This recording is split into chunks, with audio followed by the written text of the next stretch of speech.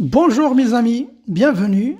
Dans cette vidéo, nous allons voir la correction de l'exercice que vous voyez sur votre écran. Vous pouvez télécharger l'image de cet exercice sur notre site que vous voyez ici, www.lemathématicien.com. Comme d'habitude, mettez la vidéo en pause, faites un effort avant de voir la solution. Pour la question numéro 1, on va résoudre l'équation z au carré moins racine carrée de 2 fois z plus 1. On va calculer le discriminant. Donc, on va avoir ici delta qui est égal à moins racine carrée de 2 au carré, ça veut dire b au carré, moins 4ac, ça veut dire 4 fois 1 fois 1. Ce qui va nous donner moins 2, que je peux écrire aussi comme étant 2 fois i au carré, parce que moins 1 c'est i au carré, que je peux aussi écrire racine carrée de 2 fois i, le tout au carré. Et là, vous voyez que j'ai une des deux racines de delta, donc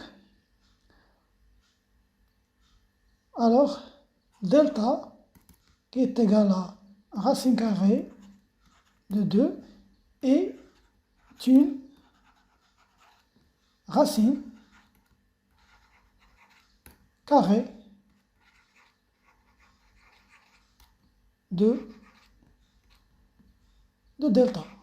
Donc, je peux l'utiliser pour trouver les deux solutions. Donc, on va avoir la solution Z1, première racine. Donc, c'est moins b, ça veut dire moins racine 2, c'est racine carrée de 2, moins ce delta, ça veut dire moins racine carrée de 2 fois i, sur 2 fois a, ça veut dire sur 2, que je peux écrire ici, sous la forme algébrique, racine carrée de 2, moins racine carrée de 2 sur 2 fois i.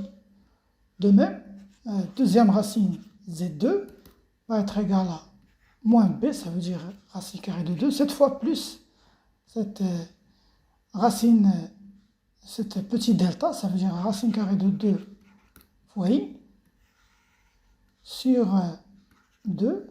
Donc ça nous donne racine carrée de 2 sur 2 plus racine carrée de 2 sur 2 fois i.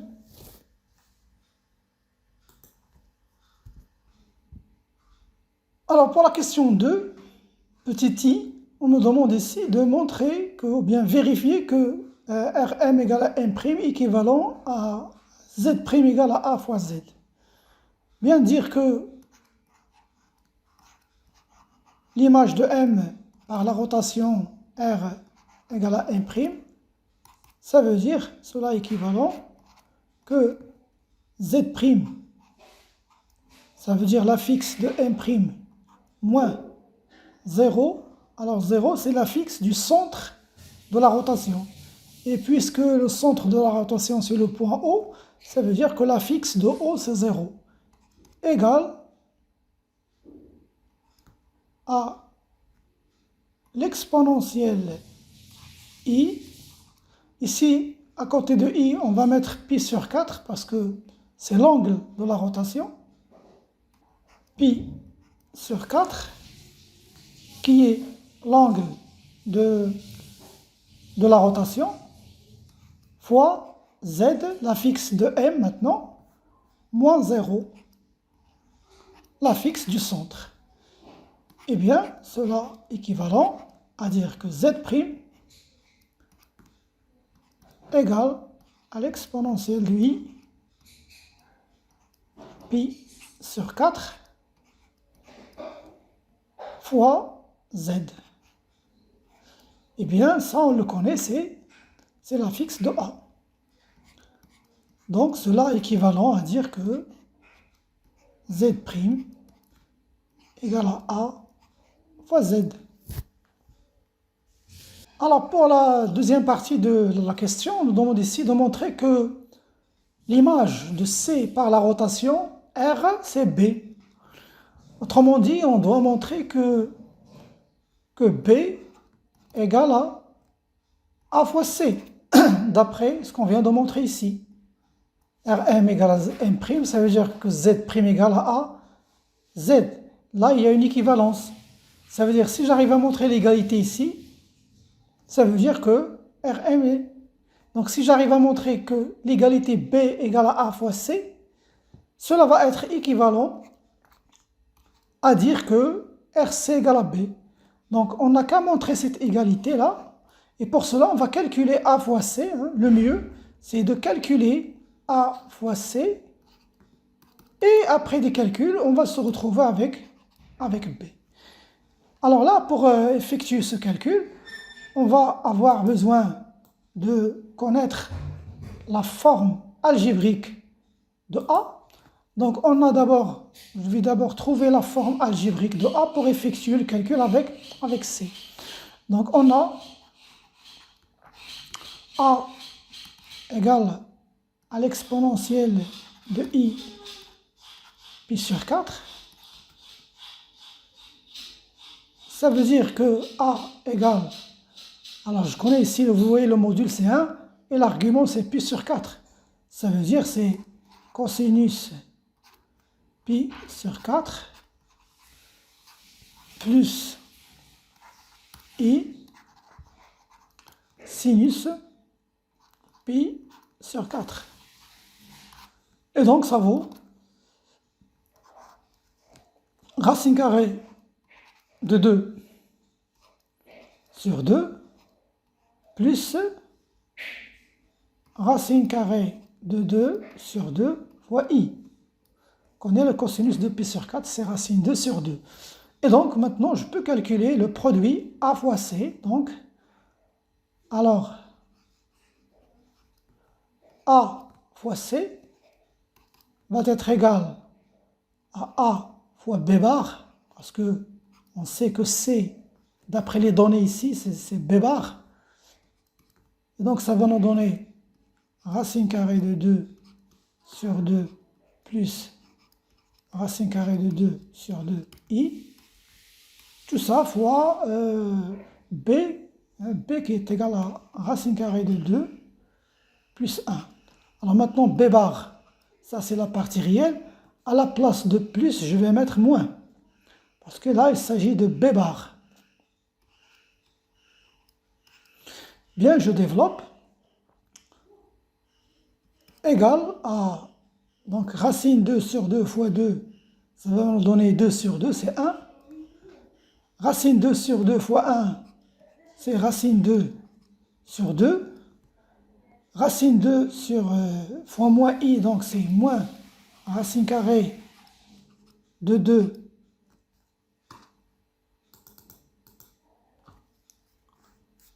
racine carrée de 2 sur 2 fois I. Maintenant, racine 2 sur 2i fois racine 2, c'est I, plus I. Et plus racine 2 sur 2i. Le I fois le I ici va nous donner I au carré, c'est moins 1, donc ça va nous donner plus racine 2 sur 2. Bien, j'ai ici racine 2 plus racine 2, j'ai ici une simplification. Racine 2 sur 2 plus racine 2 sur 2, c'est racine 2, carré de 2, plus le 1 ici, plus le I. Voilà, donc ça vaut B. Donc on vient de trouver que A fois C égale à B. Donc,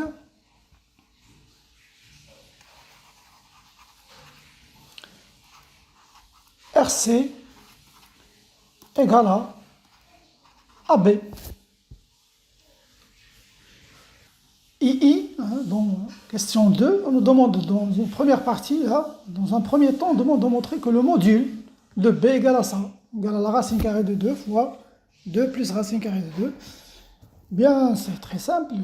Donc, je vais dire que le module, on sait, j'en connais B ici. Donc, B, le module de B, égale la racine carrée. Alors la partie réelle de B, c'est racine carrée de 2 plus 1 au carré, plus sa partie imaginaire, c'est 1. 1 au carré. Là, j'ai racine carrée de 2 à la puissance 2, c'est 2. Plus 2 fois racine 2, c'est une identité remarquable. Plus 1, plus 1. Tout ça égale à la racine carrée. 2 plus 1, c'est 4. Plus 2, racine carrée de 2. Et je n'ai qu'à factoriser par 2. Facteur commun de 2 plus racine carrée de 2. Voilà pour la première partie. Pour la deuxième partie, ici, on nous demande de montrer que l'argument de B est égal à la moitié de l'argument de A, qui est égal à pi sur 8 modulo de pi. Eh bien, regardez là, si vous voulez utiliser le module pour trouver l'argument, c'est très difficile. Parce que si vous factorisez ici par le module, vous allez vous retrouver avec des expressions qui ne sont pas remarquables. Parce que la méthode très utilisée pour trouver l'argument, c'est de factoriser par le module et trouver des valeurs remarquables, comme 1 demi, racine carrée de 2 sur 2, ou bien racine carrée de 3 sur 3. Donc ces valeurs-là, on connaît leur cosinus, mais si vous faites ça avec ce module-là, vous allez vous retrouver avec des expressions qui ne sont pas remarquables. Donc il faut opter pour une autre méthode. Et la méthode, regardez, il y a un indice ici dans cette consigne. Regardez, on vous demande de montrer que l'argument de B est égal à la moitié de l'argument de A. Donc il faut chercher une relation entre l'argument de B et l'argument de A pour trouver enfin que l'argument de B est égal à pi sur 8 modulo de pi. Et c'est là que vient la déduction. Donc, trouver cette relation, donc, on va la retrouver dans ce qu'on vient de trouver tout à l'heure. Alors regardez ce qu'on a trouvé tout à l'heure. On a trouvé que l'image de C par la rotation, c'était le point B, et cela était équivalent que B égale à A fois C. Et c'est de là que va venir la relation entre l'argument de B et l'argument de A. Donc cela est équivalent à dire que B égale, tout d'abord je vais mettre B bar à la place de C parce qu'on sait que C égale à B bar. Et donc cela est équivalent à dire que l'argument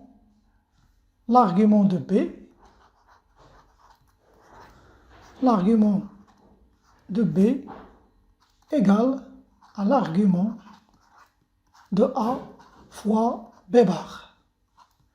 Et tout ça en modulo de pi. Donc cela aussi équivalent à dire que l'argument de B égale à l'argument de A plus l'argument de B bar. Parce que on sait que l'argument d'un produit, A fois B bar, c'est l'argument de A plus l'argument de B bar. Tout ça en modulo de pi. Et donc cela est équivalent à dire que l'argument de B égale argument de A. On connaît l'argument de B bar, c'est moins l'argument de B. Moins argument de B. Tout ça en modulo de pi. Maintenant, je vais faire passer ce moins de ce côté-là, donc ça va me donner cela équivalent à dire que 2 fois argument de B égale à argument de A modulo de pi. Bien, et cela équivalent à dire que l'argument de B égale à la moitié de l'argument de A. Modulo de pi. Et on connaît le module de A, le voilà, c'est pi sur 4. Donc, cela est équivalent à dire que l'argument de B égale à la moitié, 1 demi fois pi sur 4, modulo de pi, donc qui est égal pi sur 8, modulo de pi.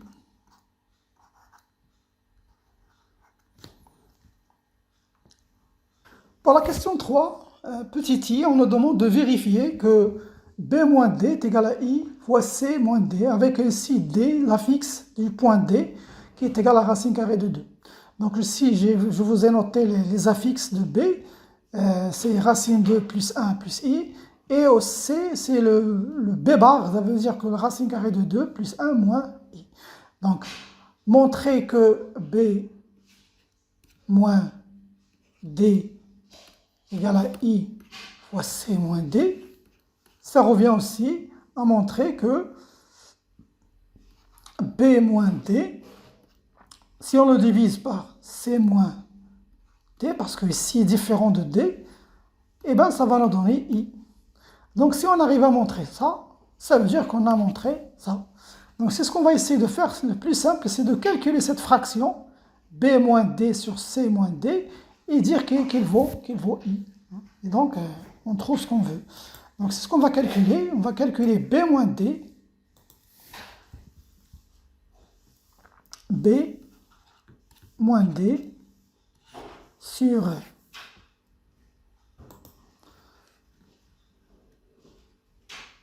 c moins d.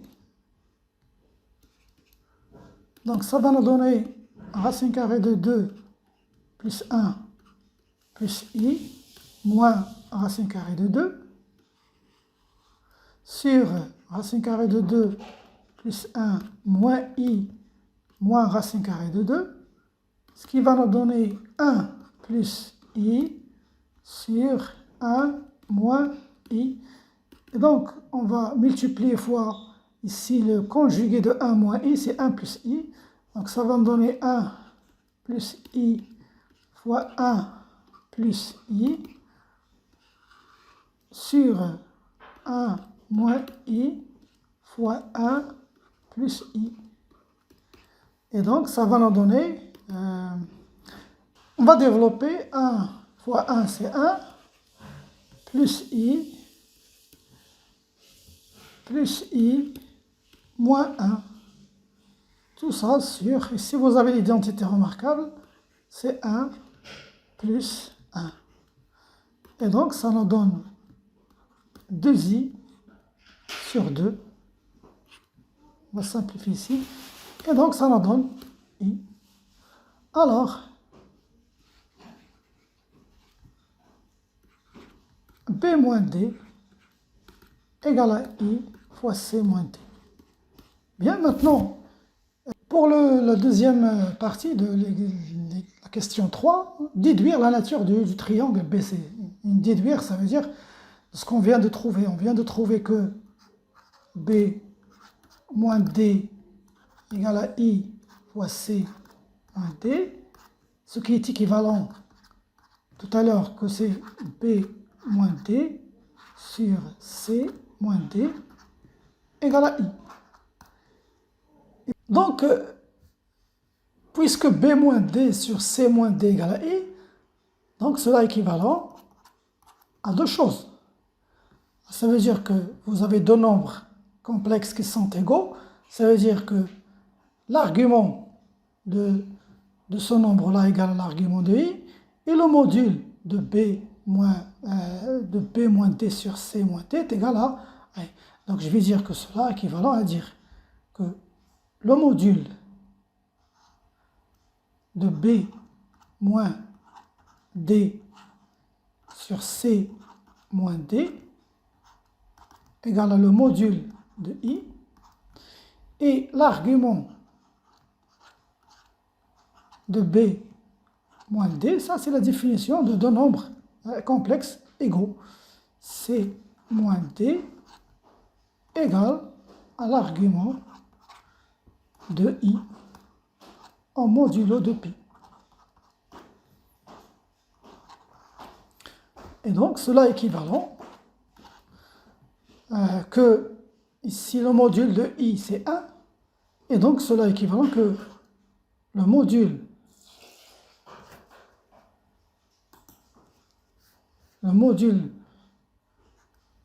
de B moins D sur le module de C moins D, parce que le module, vous connaissez le module de Z sur Z', je peux l'écrire comme module de Z sur module de Z'. Je peux diviser les modules. Je peux séparer dans une fraction. Donc ça vaut le module de I, c'est 1. Et là, je sais que l'argument de B moins D sur C moins D va être égal, on connaît l'argument de I, c'est pi sur 2, modulo de pi. Maintenant, en termes de points et de vecteurs, ça veut dire quoi le module de B moins D? Donc je peux même aussi ajouter une équivalence, cela est équivalent à dire que le module de B moins D égale au module de C moins D. Alors en termes de points, géométriquement, B moins D, c'est la distance dB. Voilà, donc la distance dB. Donc la distance dB égale, alors le module de C moins D, c'est la distance DC. Voilà, donc on vient de trouver que dB égale à DC. Et maintenant, ici, l'argument de B moins D moins, ça donne quel vecteur? On sait que l'argument de B moins D sur C moins D, ce n'est autre que le vecteur formé, c'est l'angle, plutôt l'angle, je veux dire l'angle formé par les vecteurs DC et DB. Parce que vous voyez ici, B, c'est l'affixe de B, D, c'est l'affixe de D, et ainsi de suite. Ça, c'est l'angle. L'argument de ça, c'est l'angle. Ça veut dire que l'angle formé par le vecteur DC et DB égale à pi sur 2. Ça veut dire que c'est un angle droit, modulo de pi. Voilà, vous voyez maintenant, on a la nature du triangle BCD. Donc cela est équivalent à dire que BCD est un triangle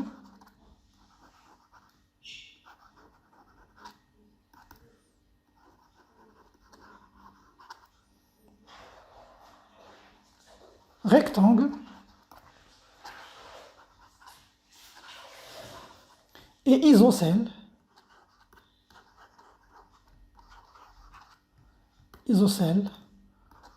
en D, c'est-à-dire en point D, parce que DB est égal à DC et l'angle droit c'est dans le point D. Voilà mes chers amis, c'est la fin de notre vidéo, je vous donne rendez-vous à la prochaine.